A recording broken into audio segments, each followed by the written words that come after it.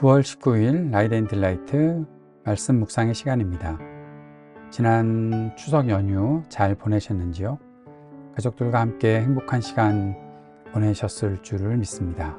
또 우리에게 주어진 쉼의 시간을 통해서 우리가 다시 한번 주님 앞에서 힘을 얻는 그러한 시간이 되었으리라 믿습니다. 다시 시작하는 일상 가운데 더 힘낼 수 있기를 바라고 오늘 말씀 묵상 가운데 주님의 은혜가 있기를 바랍니다. 기도하겠습니다. 사랑하는 주님, 오늘도 저희들에게 주님의 은혜와 사랑을 의지하고 이 하루를 시작할 수 있도록 도우시니 감사드립니다. 성령의 충만함을 입게 하시고 지혜로 말씀을 깨닫고 힘을 가지고 능력을 가지고 주의 말씀대로 순종하며 살아갈 수 있도록 오늘도 우리를 주의 은혜로 가득히 채워주옵소서. 우리를 붙잡아 주옵소서. 예수님 이름으로 기도드립니다. 아멘. 오늘은 역대하 16장 말씀을 함께 읽고 묵상하도록 하겠습니다. 역대하 16장 말씀 세번역 성경으로 읽겠습니다.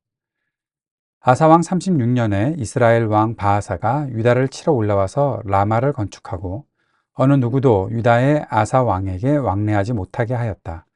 그러자 아사는 주님의 성전 창고와 왕실 창고의 모든 은과 금을 모아서 다마스쿠스에 있는 시리아의 베나닷 왕에게 보내며 말하였다.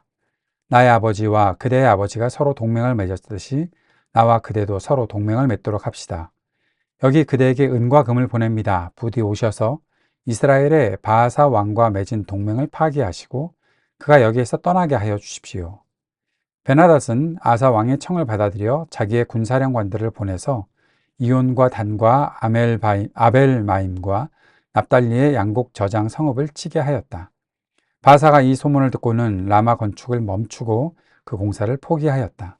그러자 아사 왕은 온 유다 백성을 불러서 바하사가 라마를 건축할 때 쓰던 돌과 목재를 가져오게 하였다. 아사 왕은 이것으로 게바와 미스바를 보수하였다. 그 무렵 하나니 선견자가 유다의 아사 왕에게 와서 말하였다. 임금님께서 시리아 왕을 의지하시고 주 임금님의 하나님을 의지하지 않으셨으므로 이제 시리아 왕의 군대는 하나님의 손에서 벗어나 버렸습니다. 에티오피아 군과 리비아 군이 강한 군대가 아니었습니까? 병거도 군마도 헤아릴 수 없이 많지 않았습니까? 그러나 임금님께서 주님을 의지하시니까 주님께서 그들을 임금님의 손에 붙이지 않으셨습니까? 주님께서는 그 눈으로 온 땅을 두루 살피셔서 전심전력으로 주님께 매달리는 이들을 힘있게 해 주십니다. 이번 일에 임금님께서는 어리석게 행동하셨습니다. 이제부터 임금님께서는 전쟁에 휘말리실 것입니다. 아사는 선견자의 이 말에 화를 참을 수가 없어서 그를 감옥에 가두어 버렸다. 그만큼 화가 치밀어 올랐던 것이다. 그때 아사는 백성들 가운데서도 얼마를 학대하였다. 아사의 행적은 처음부터 끝까지 유다와 이스라엘 열왕기에 기록되어 있다. 아사가 왕이 된 지 39년이 되던 해에 발에 병이 나서 위독하게 되었다. 그렇게 아플 때에도 그는 주님을 찾지 아니하고 의사들을 찾았다. 아사가 죽어서 그의 조상과 함께 잠드니 그가 왕이 된 지 41년 되던 해였다. 사람들은 그를 다윗성에 장사하였다. 그 무덤은 아사가 미리 파둔 곳이다. 사람들은 향 제조법대로 만든 온갖 향을 가득 쌓은 침상에 그를 눕혀서 장사하고 그의 죽음을 애도하려고 큰 불을 밝혔다. 아멘. 아사왕 36년에 이스라엘 왕 바하사가 유다를 치러 왔습니다. 이 일이 굉장히 중요한 일이 되는 것은 이 일 때문에 아사가 그동안에 하나님을 향한 한결같은 마음을 가지고 있던 것이 갑자기 변질되게 되는 사건이 나타났던 것이죠. 먼저 한 가지 정리해 볼 것이 있습니다. 아사왕 36년에 바하사가 유다를 치러 왔다? 이게 참 이해하기가 어려운 것인데요. 왜냐하면 열왕기서에서는 열왕기상 16장 8절에 바하사가 아사왕이 26년째 왕위에 있을 때, 그러니까 아사왕 26년에 바하사가 죽었다라고 말하기 때문에 그렇습니다. 그럼 36년? 어떻게 역대기는 왜 이렇게 잘못 기록이 되어 있을까? 왜 이렇게 기록을 했을까? 그런 질문이 생기게 되는데요. 한 가지 우리가 정리할 것은 많은 학자들은 생각하기를 이것이 단지 아사왕 36년이 아니라 이스라엘이 분열된 지 36년으로 보는 것이 맞겠다. 분열한 때로부터 35년 또는 36년 정도 되는 해였으니 그렇게 보는 것이 맞겠다라고 학자들은 이야기하고 있습니다. 그것이 가장 그동안에 나온 연구들 중에서는 가장 타당한 연구로 보시면 될 것 같습니다. 어쨌든 중요한 것은 면제가 그렇게 중요하다라는 것보다 바하사가 유다를 치러 왔는데 이것이 아사가 하나님을 향한 믿음의 관계에서 하나님을 신뢰하는 그러한 그의 믿음에서 뭔가 변질된 일이 나타났다는 거죠. 자, 이런 일이 생기면 어떻게 해야 됩니까? 이스라엘 왕 바하사가 유다를 치러 왔을 때 전쟁이 생기게 될 것 같고 또 아사가 다른 나라들과 교류가 전혀 없게 되었을 때에 무슨 일을 해야 될까요? 아사는 이전 같았으면 아사가 하나님께 기도했겠지요. 하나님을 신뢰하고 하나님께 매달렸겠지요. 그래서 하나님께서 이 모든 문제를 해결해 주시기를 바랐겠죠. 그런데 아사가 무슨 일을 하고 있나 하면 자신의 모든 재물들을 모아서 다마스쿠스에 있는 시리아의 베나닷 왕에게 보냈습니다. 동맹을 맺자라는 거죠. 개역개정에서는 아람 왕이라고 보면 되겠고요. 다마스쿠스는 다메섹, 시리아는 아람, 그 왕 베나닷에게 보내서 우리 동맹을 맺읍시다 라고 그렇게 얘기했던 것입니다. 바하사와 당신이 맺은 동맹이 있다면 파기하고 우리와 함께 동맹을 맺읍시다. 그러면 베나닷은 누구의 말을 들을까요? 돈 많이 주는 사람의 말을 듣겠죠. 베나닷은 재물에 눈이 어두운 사람이니까. 바하사가 돈을 많이 줬을 때는 바하사의 편이었지만 이제 아사가 더 많은 돈을 주니까, 재물을 주니까 이제 아사의 편이 되어주는 겁니다. 베나닷이 아사 왕의 청을 받아들여서 군사령관들을 보내서 이온, 단, 아벨마임, 납달리 양곡 저장 성읍을 치게 했다. 그래서 이스라엘이 자기들이 공격을 당하니까 바하사가 결국 라마 건축을 멈추고 공사를 포기했고, 그러자 아사 왕이 유다 백성들을 시켜서 라마 건축할 때 쓰던 모든 그 돌과 목재를 가져와서 게바와 미스바를 보수하는 일을 했던 것이죠. 어떻게 보면 아사의 외교가 성공한 것이라고 말할 수 있겠지요. 그런데 이것이 문제가 된 것이죠. 어떤 문제가 생겼습니까? 선견자 하나니가 하나님의 말씀을 전합니다. 하나니라는 이름의 뜻이 하나님의 자비, 긍휼, 그런 의미가 있습니다. 이 선견자를 이러한 예언자를 보내신 이유는 무엇일까요? 하나님께서 자비, 긍휼이라는 이름의 뜻을 가진 그 하나님을 보낸 이유는 아사가 회개하면 다시 아사를 회복시켜 주시려고 했던 것이죠. 근데 봅시다. 하나니가 와서 임금님, 왜 시리아 왕을 의지합니까? 왜 하나님을 의지하지 않으십니까? 그래서 결국 시리아 왕의 군대가 임금님의 손에서 벗어나 버렸습니다.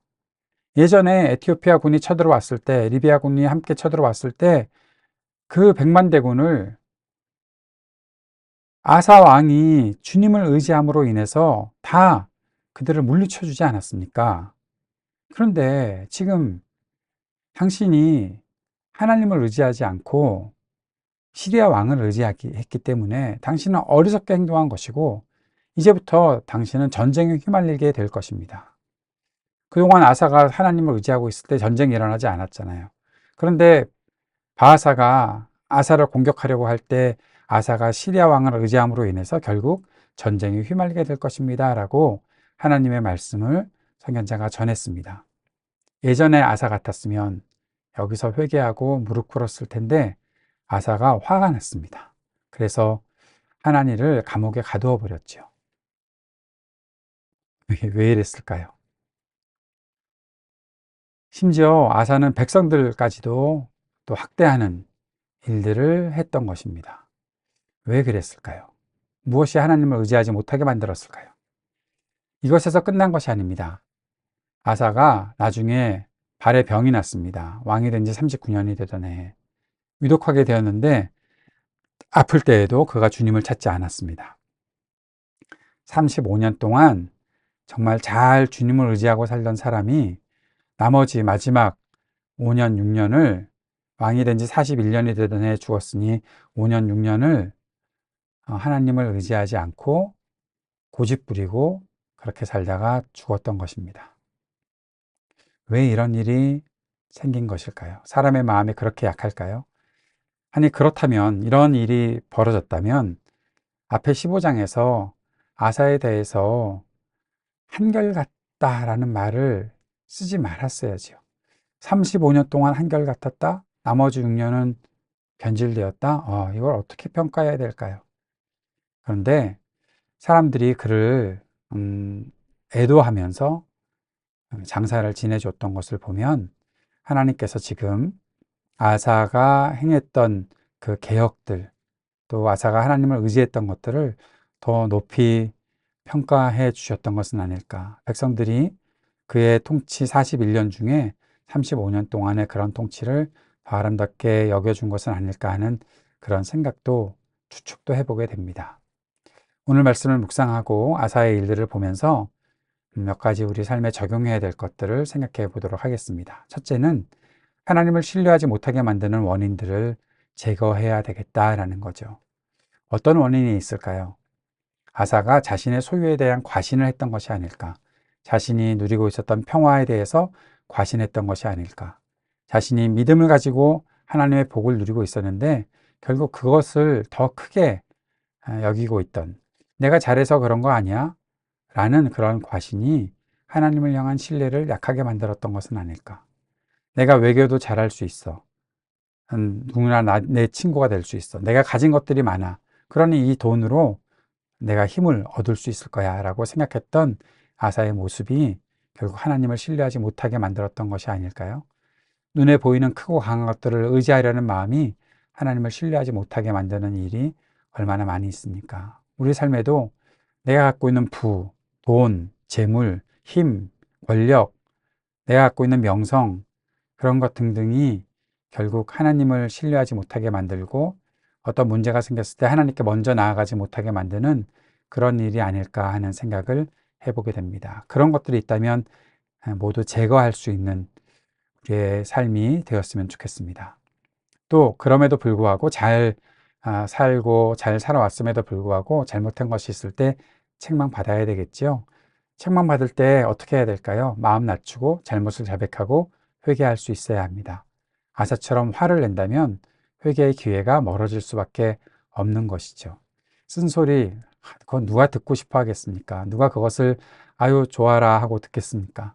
그런데 그렇게 내 잘못에 대해서 지적하는 것들이 있을 때 철저하게 회개하고 돌이킬 수 있는 우리가 될 수 있었으면 좋겠고 또 그렇게 해야 할 것입니다. 그래야 빨리 돌이키고 빨리 회복할 수가 있는 것이죠. 한 가지만 중요한 것을 더 생각해 봅시다. 그렇다면 사람을 어떻게 평가할까요? 사람의 한 부분만 가지고 그 사람 전체 인생을 평가할 수 있을까요? 아사의 35년을 가지고 아사의 나머지 6년 때문에 변질된 그것이 35년 동안의 좋은 것으로 다 평가가 이렇게 덮어질 수 있을까요? 또는 반대로 아사가 35년 동안 잘했는데 나머지 6년 동안 제대로 하지 못한 것 때문에 그의 성과들이 다 파묻혀 버리게 할 수 있을까요? 우리는 어떻습니까? 사람의 어떤 한 부분을 가지고 그 사람을 평가하려는 것이 얼마나 많이 있나요? 99가지를 잘했더라도 한 가지 잘못하면 그것 때문에 모든 것들을 다 없는 것으로 만들어 버리려는 것이 우리의 모습이 아닐까요? 자기 자신에 대해서도 그렇고 남에 대해서도 그렇고 말입니다. 또 99가지 잘못했는데 한 가지 잘했다고 모든 것들을 다 덮어버리는 그런 경우도 있잖아요. 그럴 때 우리는 어떻게 사람을 평가해야 될까요? 근데 한 가지 오늘 이 성경을 읽어가면서 배우는 것은 아사에 대해서 열왕기와 역대기에서 그를 평가하는 것이 그의 마음이 한결같았다, 온전했다 라고 평가한 것. 그가 행한 잘못 때문에 모두 무효가 되지는 않았던 것을 보게 됩니다. 제가 14장 시작하면서 아사 이야기를 시작하면서 말씀드렸죠. 약간의 스포처럼 아사가 하나님에 대한 믿음이 변질되는 그런 일들이 16장에 있는데 이거 어떻게 평가해야 될까? 저도 그랬던 것 같습니다. 아사 잘못한 게 분명히 있는데 이거 앞에서 그렇게 말하고 심지어 15장에서는 아사가 한결같았다. 개혁개정은 온전했다. 라고 평가하는 거 너무 섣부른 거 아닙니까? 이거 그냥 이렇게 앞에 둬도 될까요? 어, 어떠십니까, 여러분? 여러분 어떤 생각을 하실까요? 그런데 성경에서 우리가 하나님의 마음을 엿볼 수 있는 것은 하나님은 그 사람이 하나님을 찾고 신뢰했던 일을 더 빛나게 만들어 주시는 분이 아니신가라는 생각을 합니다. 그리고 그 잘했던 것들을 기록하시면서 그 사람에 대해서 하나님이 얼마나 더 간절한 마음을 가지고 그 사람이 하나님을 향한 믿음이 변질됐던 것에 대해서 얼마나 하나님께서 안타까워하셨을까에 대한 생각들을 해보게 되는 것이죠. 그리고 우리에게는 좋은 것을 봐라 라고 그렇게 평가하시는 것이 아닐까 하는 생각을 해보게 됩니다. 한 사람이 하나님을 찾고 신뢰했던 일을 더욱더 빛나게 만들어 주시는 우리 주님, 그리고 그 일들을 회복시켜 주시는 우리 주님. 베드로가 주님을 배반했었지만 끝까지 찾아가서 그를 회복시켜 주시는 우리 예수님의 마음도 이러한 마음이 아닐까 하는 생각을 해보게 되는 거죠.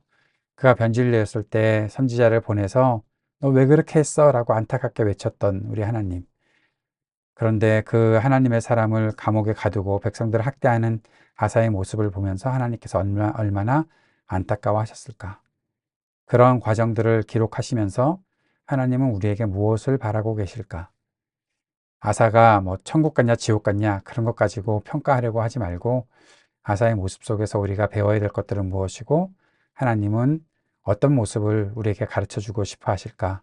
그 마음에 초점을 맞추고 살았으면 좋겠다. 그렇게 말씀을 정리해 봅니다. 오늘 우리의 마음속에 주님을 향한 철저한 신뢰가 있기를 바라고 혹시 잘못된 것이 있다면 철저히 회개하고 주님 앞에 나아가는 저와 여러분이 될 수 있었으면 좋겠습니다. 주님께서 가르쳐 주신 기도 함께 드리겠습니다. 하늘에 계신 우리 아버지, 아버지의 이름을 거룩하게 하시며 아버지의 나라가 오게 하시며 아버지의 뜻이 하늘에서와 같이 땅에서도 이루어지게 하소서.